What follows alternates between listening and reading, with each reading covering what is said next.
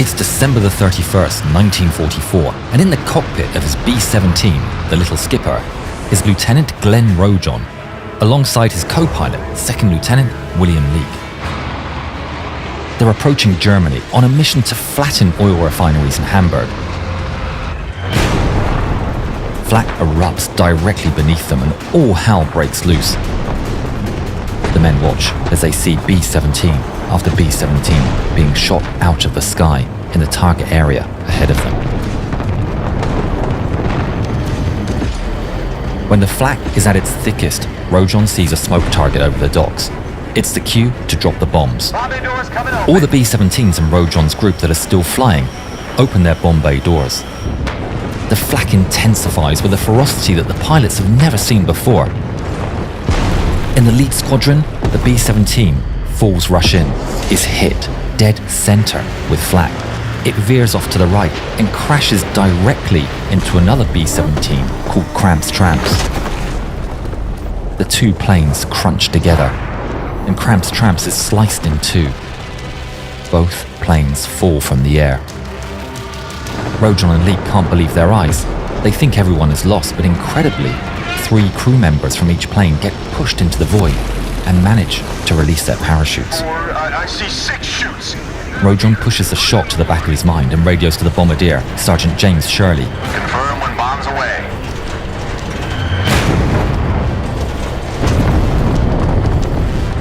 Bombs away. Through the B-17's huge bomb bay doors drops a stream of 500-pounders, which plummet towards the earth. On the little skipper, the ball turret gunner watches the bombs hit the target. Russo, how's the view? Right on target. After dropping the bombs, the formation follows the original plan and does a 180 straight back out to sea. They tighten formation as much as they can for the trip home. But just as they get in their box formation, Bandits, 5 o'clock high. around 50 German defenders race at full speed to intercept the Americans. The first on the scene are the jet-propelled Me-262s.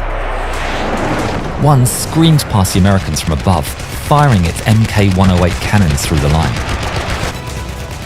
The Messerschmitt carries on below and pulls out in a wide arc, its contrails glistening in the sun. It's too fast to hit and is already gone before the gunners can target it. Then Bf-109s streak past the formation, attacking from the front, and FW-190s buzz like hornets. The faithful Forever, on Rojon's right position, is lagging slightly back and already damaged from flak, and it's hit once again. Its pilot, Second Lieutenant Leo Ross, gets on the radio. Faithful Forever going down. Ross manages to get his plane down to 5,000 feet straight and level, despite its damage, and all its crew bail and survive. Bandits, 6 o'clock. Back with the main formation, all hope is lost, and the Germans are wreaking havoc on the now ragtag formation. Big group at 8 o'clock high. Then, the beautiful sight of American P-51s comes into view. It's fighter support. The German interceptors have softer targets and immediately turn and run. The American P-51s, safe in the knowledge that the Germans have gone, depart to defend other B-17s further along the line. P-51s lead to defend the forts in the upper front. Keep your eyes peeled, boys. Rojon, and what's left of his formation, fly on, alone. We're almost over the sea. Hold on, everyone. They approach the coast of Germany to the northwest of Hamburg, and they can already see the flak starting up again. They battle through the flak once more, but quickly they're out over the sea, moving slowly, but they might just make it home. Formation looks like crap. The turbulence is now so bad that the B-17s can't hold the formation. Then, across the intercom, there is a call everyone is dreading. Bandit, 11 o'clock. Then another. Bandit, 1 o'clock high. Another wave of German fighters flying from bases in Bremen and Oldenburg force their way in to intercept the now loose formation over the sea. In a desperate fight with the turbulence, the B-17s are trying to keep in close together, but plane after plane is hit. More holes in the formation start to appear as B-17s drift away, their engines streaming oil and fire. These are dangerous gaps for the German fighters to exploit. 9 o'clock! There are too many of them! A BF-109 flying in from the front strafes the 9 Lives, the lead plane in Rojon's formation. Bullets riddle the cockpit, and both pilots are instantly killed. But all engines continue working, and the remaining crew carry on the flight, unaware that no one's alive up front. Back on the little skipper, Rojon reacts quickly to fill the void, desperately trying to keep the formation together. Rojon nudges the little skipper into place, one hand on the column, the other ready to throttle back.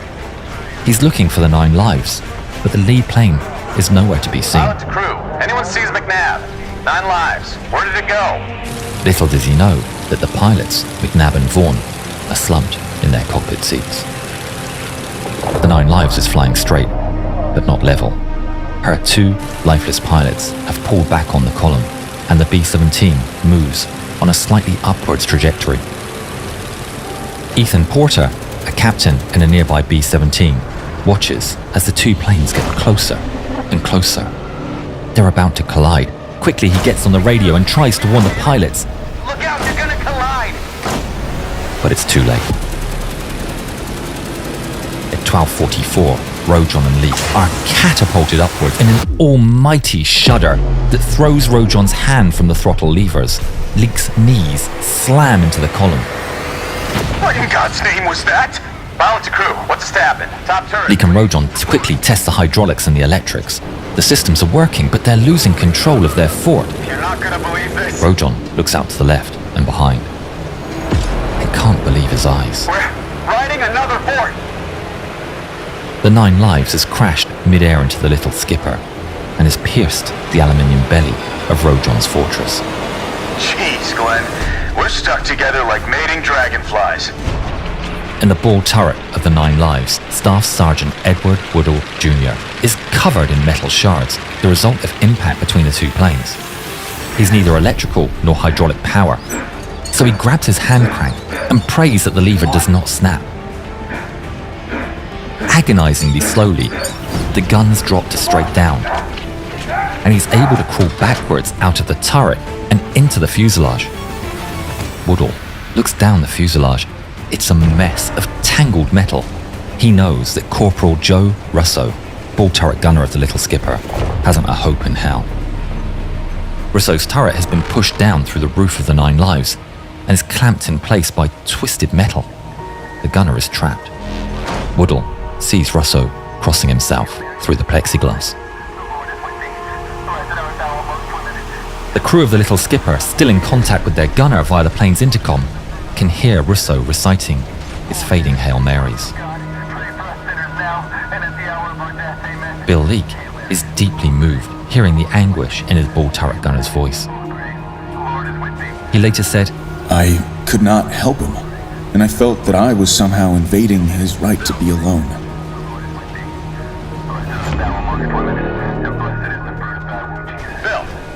To allow Russo his final prayers in private, Leek removes his helmet and his intercom. He later said that this was the hardest part of the ride for him. Meanwhile, engine number 1 on the 9 Lives is aflame, and it takes a Herculean effort from Rojon and Leek to control the 2 planes' descent as they're locked together and are out of formation, now at 15,000 feet. The pilots brace their feet against the little skipper's instrument panel for added purchase on the control column, their faces grimacing. Come on!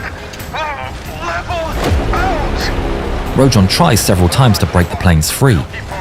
He guns the little skipper's radial engines, even tries to rock the 2 aircraft apart, but it's no use. Damn it! The fire will spread out on a wing. Let's shut the engines up and try to turn this thing, Bill. Rojon knows crashing into the sea is certain death, and to save his crew, he's gonna have to get his plane over land. We have to get above land to bail out. He doesn't know if he can manage to maneuver the 2 planes, Okay now. but he has to try. The engines of the little skipper are brought to idle. Slowly. In an incredible display of airmanship, Rojon and Leek manage to slowly get the 2 locked B-17s in a turn. It's working! The planes heave around slowly. The pilots are elated as they see the German coast slide once more into view. Rojon sees that the fire is now blanketing his left wing, and the heat is penetrating the fuselage of the little skipper. He can feel the heat on his face through the aluminium skin. As they get closer to the coast, the flak starts again. And then the fireworks begin. It's a .50 caliber machine gun ammunition cooking off in the flames, and the bullets are spewing into the air all around. Rojon and Leek lock eyes in a moment of silent terror. The horizon is nearing, and Rojon takes to the intercom. We're almost over land. Get ready to bail out, crew. Y'all gotta jump from the tail door. The door is directly in the wake of the relentless flames blackening and buckling the 9 lives and the little skipper above. But there's no other way out. In the waste area, 3 crewmen, Alkin, Newhouse and Little, are trying to free Russo. They can hear him inside still praying. They try with all their might, but the ball turret is completely jammed. Alkin later said, It would not move. There was no means of escape for this brave man. Hail Mary, full of grace. Pray for us sinners now and at the hour of our death. Amen. Hail Mary, full of grace. Pray for Reluctantly, they move to bail, and with one final look back towards Russo, they jump through the flames into the air.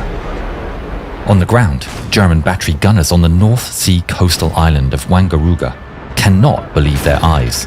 This 8-engined double bomber is careering landwards. A Wehrmacht captain looks up at the spectacle and realizes that these bombers are doomed and there's no need to fire. Feuer einstellen! Diese armen Kerle haben keine Chance mehr! It's now minutes until impact. Rojon knows it's Leek's last chance to bail out. Bill, you gotta jump! Jump! Now! Leek, in defiance of Rojon's orders, is still inside the cockpit. He knows Rojon can't control the plane alone. Without Leek's additional muscle, the 2 planes would enter a spiral, and Rojon would be unable to bail. Bill! I'm staying, Glenn. Russo, in his ball turret, encased by the fuselage of the 9 lives, perhaps mercifully, did not see the ground rushing upwards. The ground accelerates towards them.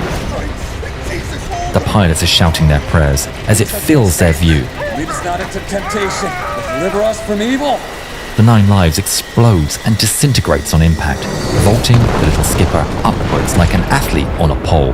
The skipper, momentarily airborne again, belly flops back to Earth, and her left wing slices through a wooden building, splitting the fuselage in the process and launching the nose of the ship forwards until finally it stops. There's silence. Incredulous, the 2 pilots dare to look at each other. They're both alive, neither is badly injured, with just cuts and bruises to report. Leek crawls from a gaping hole behind the cockpit and emerges into the daylight. Finding his feet, he pats his breast in search of a well-earned smoke. He's just about to light up when a gun muzzle pointing straight between his eyes forces him to pause. Halt! A German soldier gestures wildly to the gasoline pouring out over the wing from the ruptured fuel tanks. Was zum Teufel tust du da? Bist du verrückt? Du bringst uns alle in Flammen. In no small part because of Rojon and Leek's airmanship and their ability to turn the 2 planes around towards land, 6 crewmen survived from the little skipper and 4 crew survived from the 9 lives. Rojon, humble to the end, didn't talk much about the Distinguished Flying Cross he earned for his actions. He always maintained that he owed his life to Leek. In all fairness to my co-pilot, he's the reason I'm alive today. Please check out the amazingly researched book, The Piggyback Flight Pilot's Journey by Cindy Rojon, for all the details on this incredible story. That was incredible, but have you heard about